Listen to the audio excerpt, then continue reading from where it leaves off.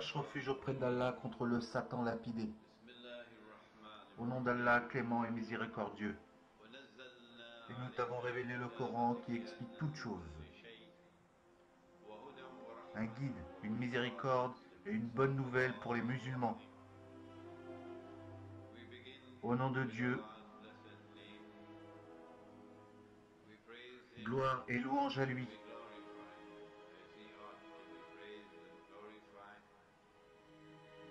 Paix et bénédiction à tous ces nobles messagers. En particulier le dernier, Mohammed, paix et bénédiction d'Allah sur lui.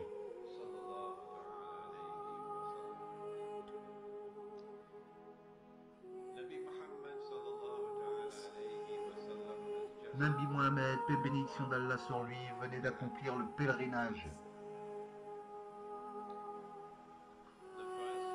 Le premier et dernier pèlerinage qu'il accomplira jamais.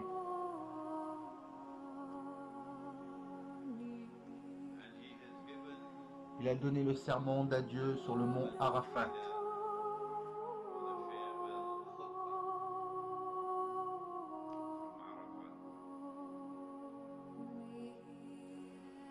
Puis il a demandé aux pèlerins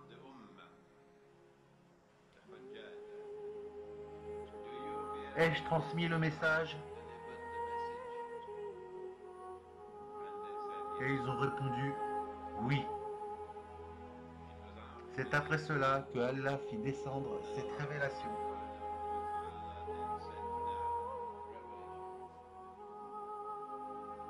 Dans laquelle il dit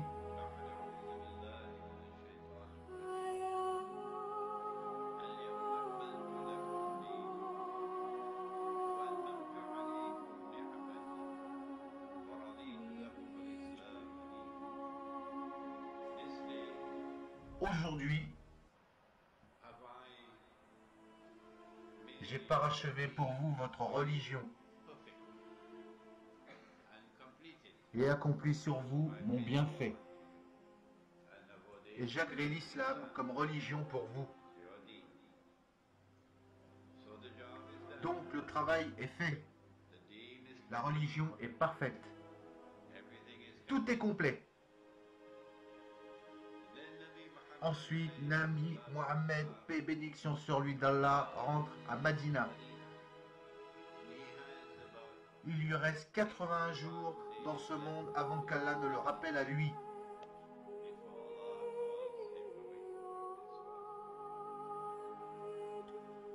Durant ces 81 jours, une autre révélation est descendue.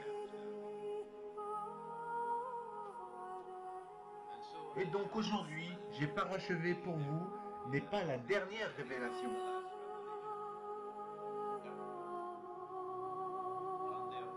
Sur l'autorité de Abdallah ibn Abbas et dans le hadith Sahih Bukhari, on apprend que la dernière révélation descendue, c'est le verset 279 à 280 de la sourate El-Baqarah.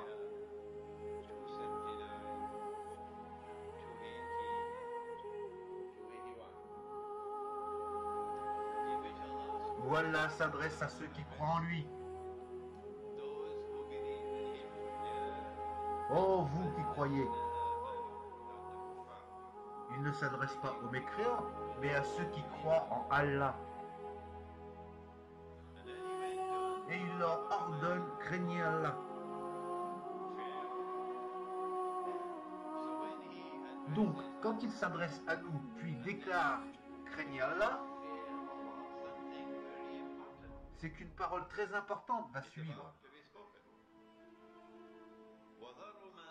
Et renoncez à tout reliquat d'intérêt usuaire si vous êtes des croyants sincères. Craignez Allah et renoncez à ce qui vous est dû encore en intérêt usuaire. Et si vous êtes vraiment des gens qui croient en Dieu, pourquoi cette révélation devait descendre en dernier?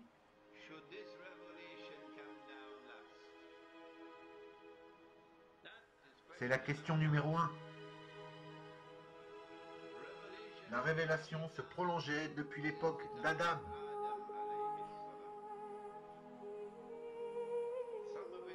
Une partie était documentée, une autre non. Révélation descendue depuis des milliers d'années. Et ceci était la dernière. Il n'y en aura plus d'autres. Pourquoi fallait-il que ce soit sur le riba, l'usure? S'il est si important au point d'être choisi pour être la dernière révélation, tous les sermons du vendredi devraient porter sur le riba.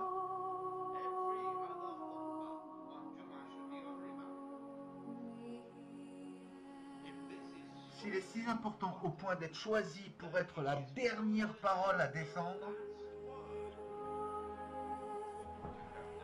après des milliers d'années de révélation,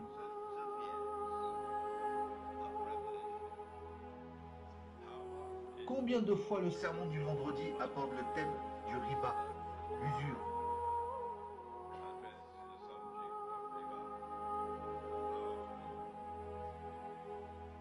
Question numéro 2. Pourquoi a-t-il fallu que cette révélation descende?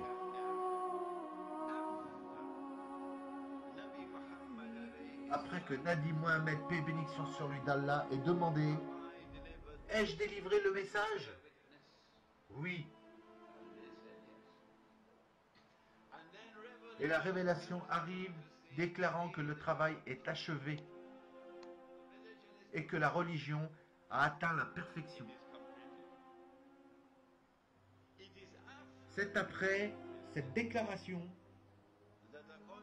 selon Ibn Abbas, Sahih Bukhari,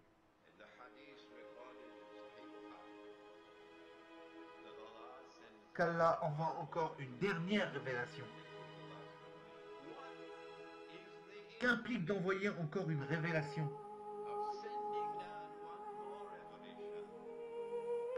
Après avoir déclaré le travail est terminé,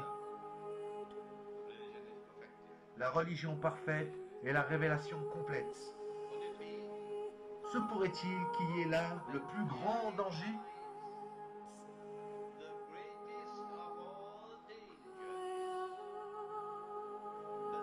Auxquels seront jamais confrontées cette nation et cette religion?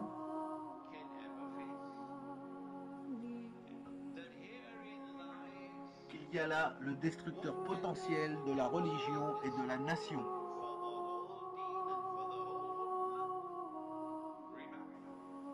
Le riba, intérêt, usuaire.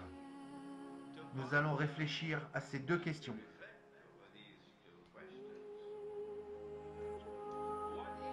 Qu'est-ce que le riba? La révélation dit ensuite: celui qui instruit par ses avertissements sur le riba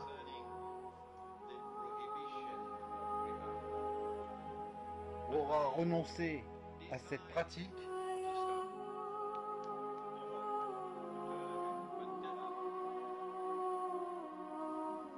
pourra conserver ses acquis usuaires antérieurs.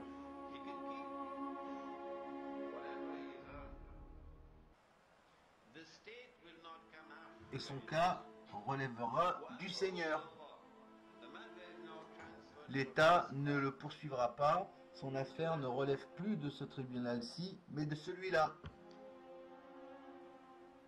La révélation précise aussi aux prêteurs que si vous vous repentez, vos capitaux vous resteront acquis.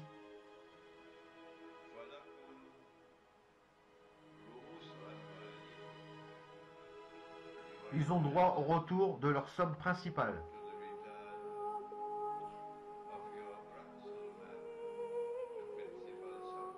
Donc, si je comprends bien,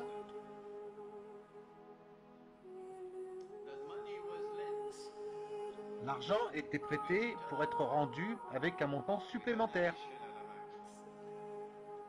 Vous deviez rendre au prêteur les sommes principales avec les intérêts.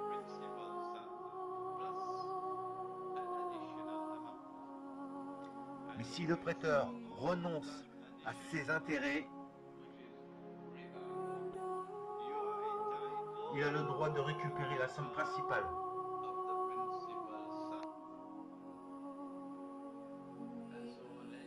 Donc prêter de l'argent à intérêt, comme on l'appelle aujourd'hui, je ne sais pas pourquoi ils ont choisi le mot intérêt, c'est intéressant. Comment se fait-il qu'ils aient choisi intérêt pour riba, l'usure? Dans le langage d'autrefois, on appelait ça l'usure.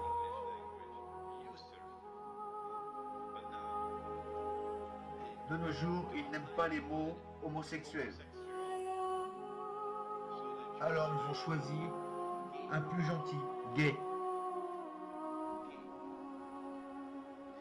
Le mot usure est peut-être trop chargé. On ne veut pas de ce bagage. Ils ont donc pris un autre mot intéressant pour riba, intérêt.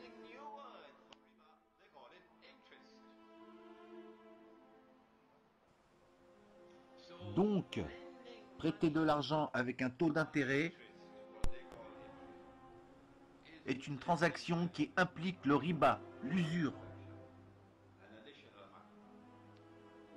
Pourquoi Allah l'a interdit? Pas seulement interdit, plus que ça.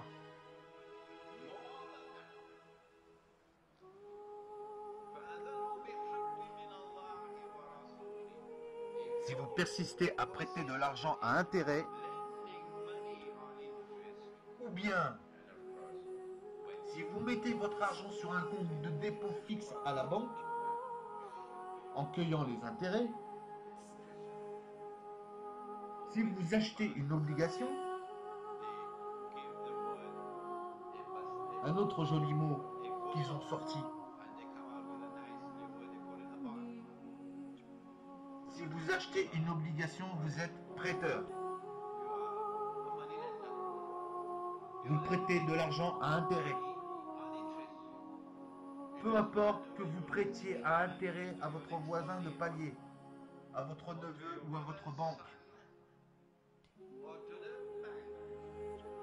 Vous êtes un prêteur. Et Allah, dans la toute dernière révélation du Coran, déclare la guerre aux prêteurs. Non seulement Allah dit: recevez l'annonce d'une guerre de la part d'Allah et de son messager, mais le messager d'Allah également déclare la guerre aux prêteurs. Nous avons une question intéressante, si vous voulez bien.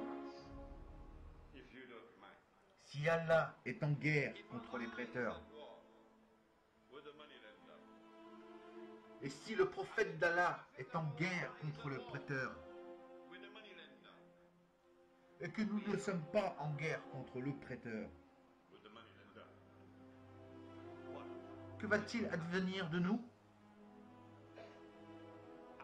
Sommes-nous de vrais musulmans soumis à Allah ou soumis à autre chose? Y aura-t-il une surprise qui nous attend dans la tombe?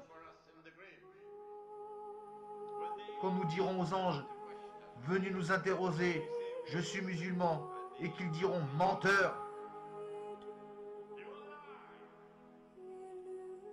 Allah est en guerre. Le messager d'Allah est en guerre et pas nous. Sommes-nous musulmans?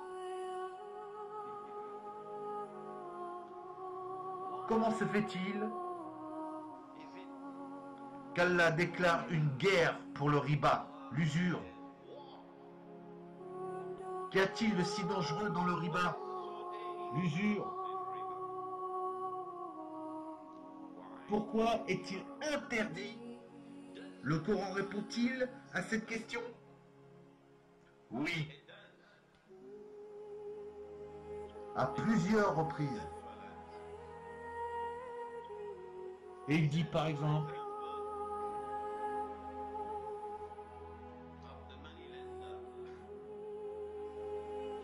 que le prêteur avance l'argument que l'usure est une forme de commerce.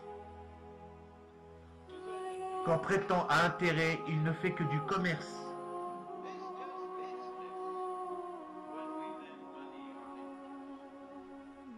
L'usure est une forme de commerce? Mais Allah répond que non.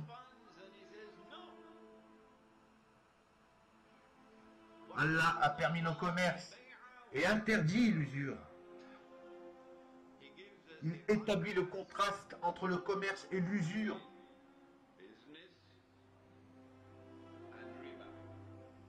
Allah a permis le commerce et interdit l'usure.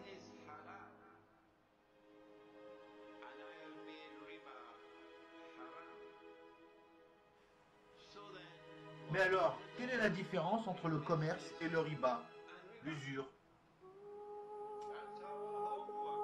Nous devons la chercher. La réponse, bien sûr, tout homme d'affaires la connaît.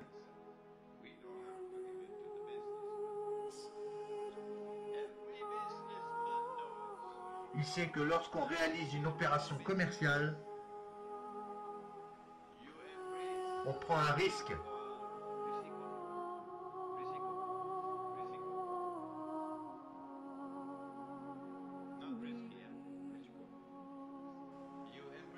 On prend un risque. C'est-à-dire qu'on peut réaliser un bénéfice ou subir une perte. Vous courez votre chance, vous prenez le risque.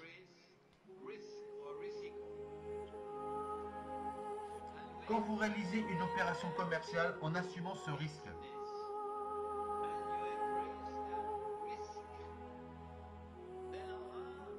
alors Allah fera gagner certains plus que d'autres.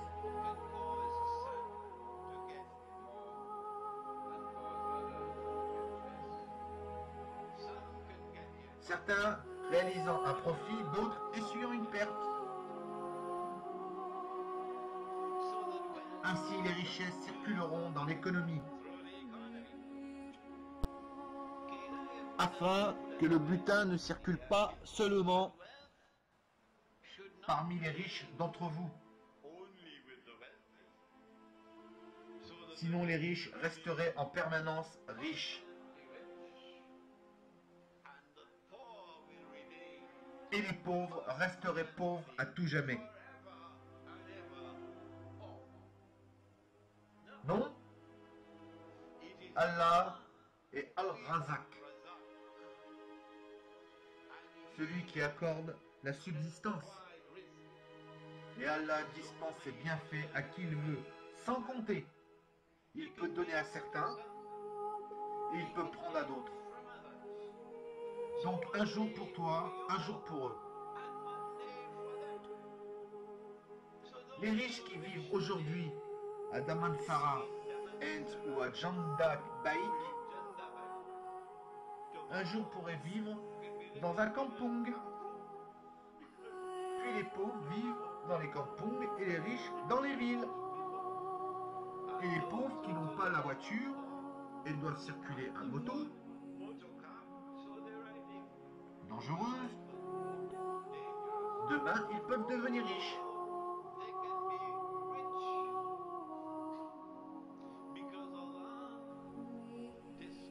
Parce qu'Allah distribue et redistribue les richesses. Tout ce que l'islam a jamais donné, c'est un marché libre et équitable.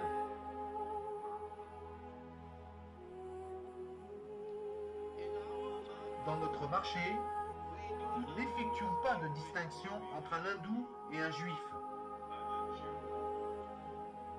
un chrétien et un musulman. Tous sont égaux. Nous ne favorisons pas le musulman sur le non-musulman. Pas en islam. Si le commerçant juif est honnête et fiable,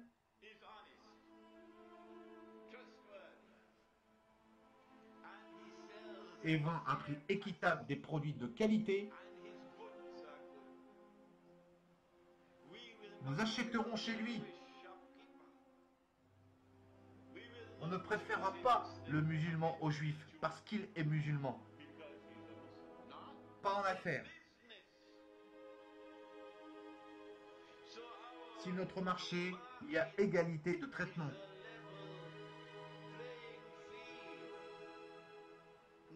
Pas de favoritisme. Pas de privilèges accordés à certains et refusés à d'autres.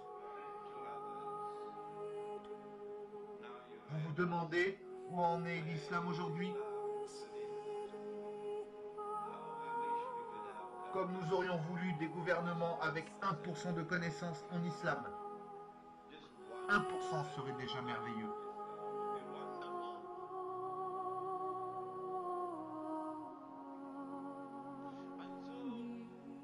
Le commerce est donc important en islam.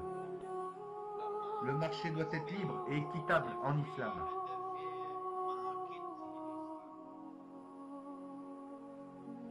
Mais quand vous prêtez de l'argent à intérêt, ce n'est pas du commerce. Pourquoi? Parce que le prêteur n'admet pas le risque.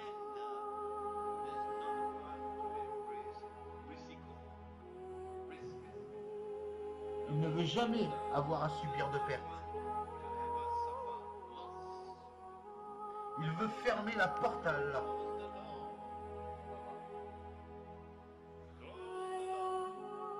Pour qu'Allah ne puisse pas prendre chez lui et donner à l'Indonésie, au Pakistan, au Bangladesh, à l'Égypte. Il prête donc à intérêt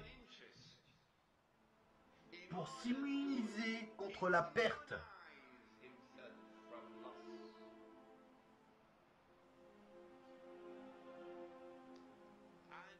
Et si le créancier ne peut pas rembourser, il y a ce qu'on appelle une hypothèque. Et vous confisque votre propriété. William Shakespeare l'a appelé une livre de chair. Voilà donc la première raison pour laquelle Allah a interdit le riba, l'usure.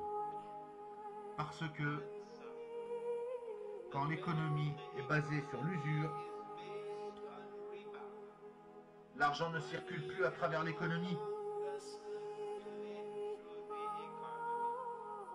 Quand l'économie est basée sur l'usure, le riche reste toujours riche. Et le pauvre reste à tout jamais pauvre.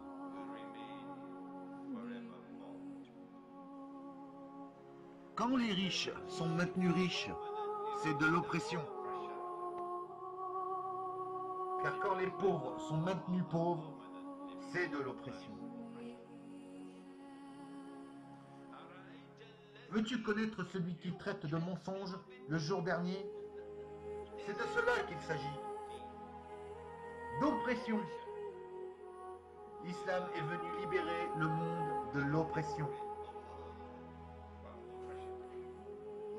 Pas pour participer à un système d'oppression. Alors aujourd'hui, nous demandons où sont les savants de l'islam? Ne maîtrisent-ils pas le sujet suffisamment pour informer sur le sujet depuis leur mimbar? Si nous informions sur le sujet convenablement et si nous le faisions entendre dans le monde, nous ne serions pas enserrés aujourd'hui par un système bancaire qui ouvertement prête de l'argent à intérêt. Et nul ne s'en soucie. On déjeune, on digère. Et au dîner de Nazi Biryani, on digère et on va s'allonger. Et tout va bien. Car qui se soucie de la guerre d'Allah? Qui se soucie un minimum de ce que Allah et son prophète livrent une guerre. On mange du nazi biryani et on va au lit, on n'est pas en guerre. Sommes-nous musulmans? Ce n'est pas la seule raison pour laquelle Allah a interdit et mène une guerre contre le riba, l'usure. Il y a d'autres leçons dans le Coran. Et il nous reste peu de temps. Par exemple, dans la sourate Al-Rum 39, l'argent que vous prêtez à usure pour vous enrichir aux dépens des biens d'autrui ne vous sera d'aucun profit auprès de votre Seigneur.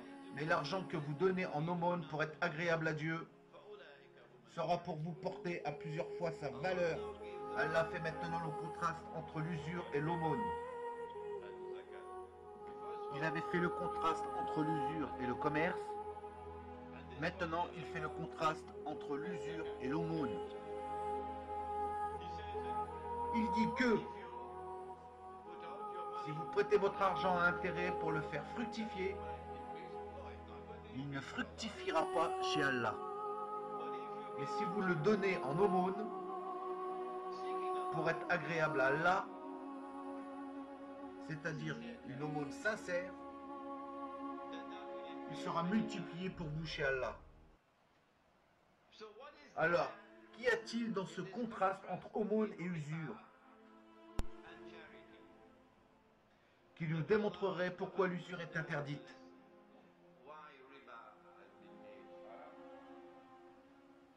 Encore une fois, la réponse nécessite une réflexion.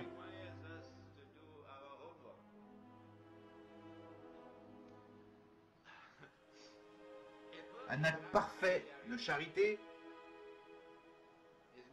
c'est celui où vous donnez et vous n'attendez rien en retour. Ce n'est pas je vous donne, alors votez pour moi. Je vous donne et vous votez pour moi aux élections. Ce n'est pas la charité, c'est acheter les gens. Certains ne s'achètent pas avec un paquet de ringgit, d'autres s'achètent pour $1. Non, un acte parfait de charité, c'est celui où vous donnez et ne prenez strictement rien en retour. C'est ça la charité. Vous donnez et vous ne prenez rien en retour. Sans prononcer une parole dure. Sans même leur rappeler votre don afin de ne pas les blesser. Un acte parfait d'aumône, c'est de donner. Et de ne rien prendre en retour. Allah nous dit dans la sourate Al-Rum que lorsque vous comprendrez ce qu'est l'aumône, vous aurez compris ce qu'est le riba, l'usure. Car le riba, c'est le contraire.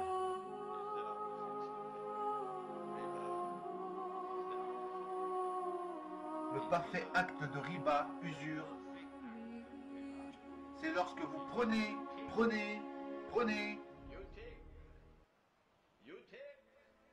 et vous ne donnez rien en retour. Si seulement il ne faisait que de prendre sans donner. Les sionistes contrôlent le système bancaire dans le monde. Vous croyez contrôler votre banque? Réveillez-vous, vous dormez. Le système bancaire du monde entier est sous un seul commandement central. Celui de nos ennemis.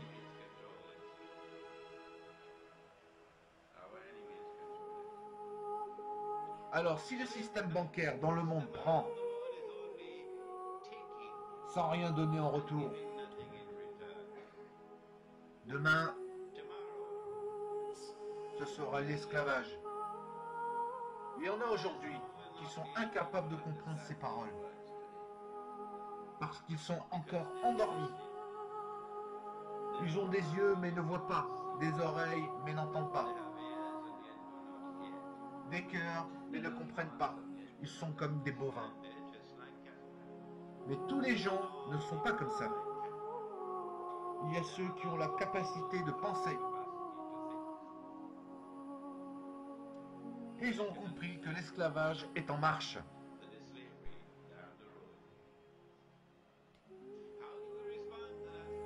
Avant de terminer, comment répondre à cet esclavage? Par le rappel suivant, un rappel qui devrait tirer vos larmes. Peu importe l'atrocité de l'esclavage à venir. Et pour certains, il est déjà là. Peu importe toutes nos supplications. Allah dit, Allah ne modifie point l'état d'un peuple tant qu'ils n'auront pas changé ce qui est en eux-mêmes. Allah n'interviendra pas pour changer votre condition, aussi désespérée soit-elle. Tant que vous ne prendrez pas l'initiative en vous basant sur la guidée d'Allah de changer votre propre condition. La première chose que nous devons faire est de ne jamais emprunter de l'argent à intérêt, ni pour une moto, ni pour une voiture, ni pour une maison.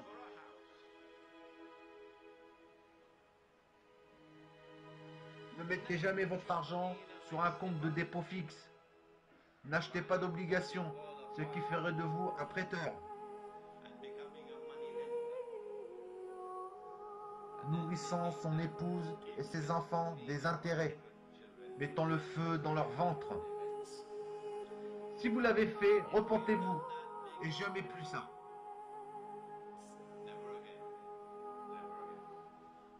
Il y a encore à dire à ce sujet. Il y a d'autres formes de riba, d'usure. Ce papier aussi, c'est du riba, de l'usure.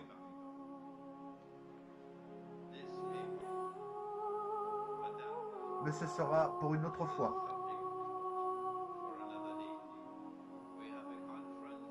Nous aurons une conférence internationale sur le riba, l'usure, au palais des chevaux d'or.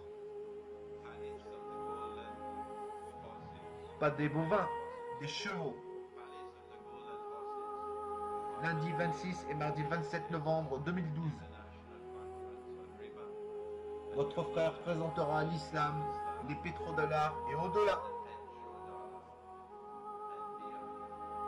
Et vous serez surpris de savoir où cet argent papier est en train de nous mener. Et mercredi 28, conférence à l'Université islamique internationale à Kongbak. Sur l'ouvrage de mon professeur. Fondation et structure coranique de la société musulmane. Il y a des dépliants à l'entrée, veuillez vous servir.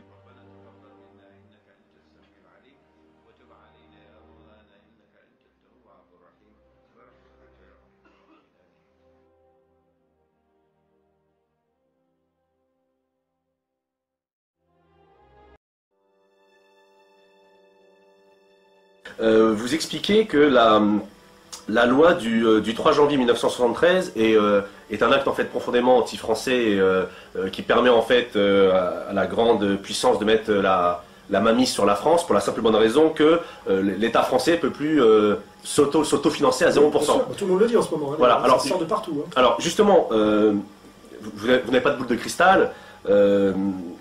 Comment vous expliquez aujourd'hui que tout le monde en parle de cette loi? Est-ce que c'est parce que vous avez commencé à en parler avec Internet, avec d'autres? Je dois dire. Hein. Oui. Je suis un des plus efficaces pour le faire parce que je suis très présent sur Internet.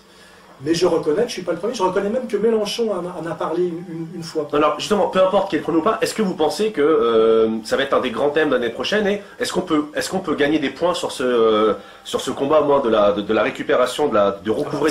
C'est le vrai nœud du combat politique sérieux. C'est-à-dire que et de gauche, on va dire, selon mes critères, celui qui veut abolir cette loi de 73, et de droite, celui qui veut non seulement la maintenir, mais comme je le dis, continuer à l'aggraver, notamment parce qu'elle est passée dans les accords de Maastricht, puis de Madrid, de Lisbonne, et qu'aujourd'hui ils essaient de la constitutionnaliser, c'est-à-dire de la rendre définitivement irréversible, c'est-à-dire de les mettre dans la table, la dette dans la table de la loi. C'est ce que ça veut dire. C'est à partir de 73, on rentre dans la logique de la dette qui n'est pas une mauvaise gestion, qui est une logique structurale, c'est-à-dire que le fait d'emprunter pour le développement du pays et pour ses politiques sociales sur le marché privé de l'argent, c'est-à-dire des banques qui empruntent à 1% et qui reprêtent à l'État à 6 ou 7%, c'est le début de la catastrophe sociale et économique de la France.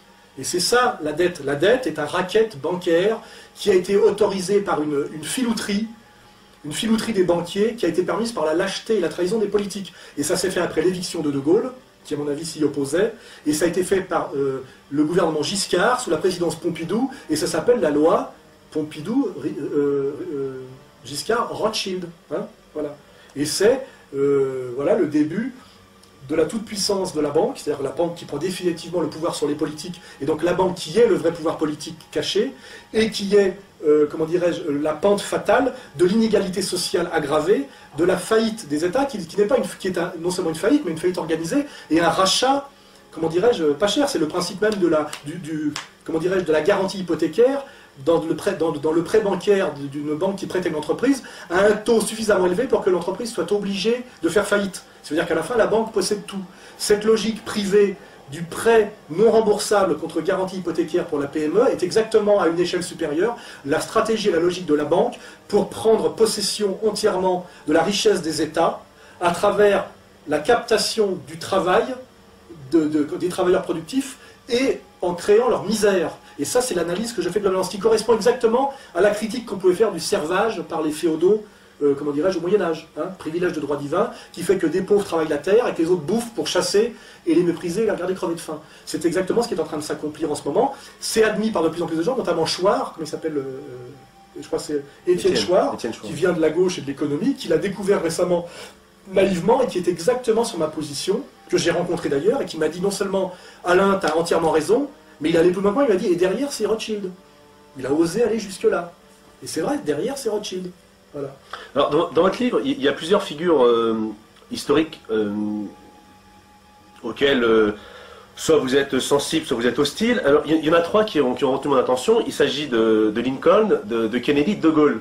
Pour vous, en fait, si j'ai compris votre livre, peut-être que je suis comme Alain Benoît, je ne l'ai pas compris, mais on a l'impression que ces trois figures ont essayé de résister à la domination des banques et que les trois se sont fait sabrer. Les deux premiers sévèrement et le troisième en se faisant évincer du pouvoir. Alors est-ce que... Ça commence, le défi, le combat entre la banque et l'indépendance du peuple qui se mène aux États-Unis commence, je crois, avec... je crois que c'est avec Jefferson, une déclaration de Jefferson qui dit, en gros, nous devons lutter contre la banque, c'est-à-dire qui est l'émanation d'ailleurs de la City, hein, ce racket bancaire des élites oligarchiques qui est incarné par la couronne d'Angleterre. J'explique bien que la création de l'Empire, c'est la jonction, pour de Benoît qui n'a pas compris, c'est la jonction de la banque et de la couronne d'Angleterre. C'est cette jonction qui explique le saut qualitatif impérial, et notamment la domination anglaise, qui après est passée à Wall Street. C'est-à-dire que l'Empire n'est pas l'Amérique, mais loge aux États-Unis, et loge et domine par la logique bancaire qui s'appelle Wall Street, et notamment son accomplissement total aux États-Unis s'est fait en 1913 par la création de la réserve fédérale américaine, dont je dis que ce n'est ni une réserve, et qu'elle n'est pas fédérale et qu'elle n'est pas américaine, mais qui est la prise du pouvoir du cartel bancaire des 12 plus grandes banques du monde, qui sont essentiellement, on va dire, judéo-protestantes, sur le reste du monde via le dollar, voilà, via le pouvoir sur le dollar, avec la capacité de créer sans aucun lien avec l'économie et la richesse réelle, de cette fausse monnaie qui se prête contre intérêt, et qui est un système organisé de racket bancaire que M. Grignon, très bien sur Internet, appelle l'argent-dette. Voilà. Et que ça a été fait d'abord, ce coup de force a été tenté dès le départ aux États-Unis, et il y a certains présidents qui s'y sont opposés, comme Jackson, qui ont failli en crever et parfois même assassiner, et d'autres qui se sont soumis comme Woodrow Wilson, parce qu'ils sont finalement des obligés de la banque et financés par la banque, parce que derrière les politiques, il y a toujours les banquiers, il faut le savoir, les barouks aux États-Unis, il suffit de faire le boulot, hein, les grands argentiers des présidents, des types qui sont derrière, des fois, derrière 5 ou 6 présidents, et qui sont dans l'ombre et qu'on n'ose pas trop nommer, ben voilà, et c'est dit dans mon bouquin, on peut le trouver ailleurs, et effectivement, des gens qui ont résisté à ça, à mon avis, effectivement, il y a le président Jackson, qui a fait graver sur sa pierre tombale « J'ai vaincu la banque ». Donc c'était vraiment le combat de sa vie. Et il y a des textes très explicites. Woodrow Wilson qui s'est soumis, qui à la fin de sa vie s'est confessé en disant j'ai trahi le peuple américain. Ces extraits sont dans mon livre. De Gaulle, effectivement, qui a essayé de résister quand il a demandé, au moment où Nixon a annoncé la fin de la convertibilité du dollar en or pour les dollars, monnaie de réserve pour les pays étrangers, et De Gaulle a obtenu le rapatriement de l'or. Les Américains ont cédé là-dessus, mais ont voulu sa peau après ça. Hein, et Kennedy qui a essayé effectivement de défier la réserve fédérale américaine, comme je l'explique, et qui est mort très peu de temps après, et son successeur a immédiatement aboli cette loi qui était une reprise de contrôle du dollar, on va dire par la Banque centrale américaine, hein, l'État fédéral. Par l'État fédéral. Et tout ça, je dis, ça éclaire la réalité. On sait très bien que Kennedy ne s'est pas suicidé, on sait très bien que la thèse du tireur isolé pour raisons psychologiques, c'est-à-dire Lee Harvey Oswald, ne tient pas la route. Et après, quand on cherche les raisons de la liquidation de Kennedy, qui est le seul président catholique des États-Unis, qui était catholique et riche de naissance. Donc il n'était pas obligé d'être l'obligé de la banque intégralement. Hein, c'est important. Et on peut donc dire que parmi les causes possibles de son élimination physique, il peut y avoir aussi le fait qu'il avait défié la banque.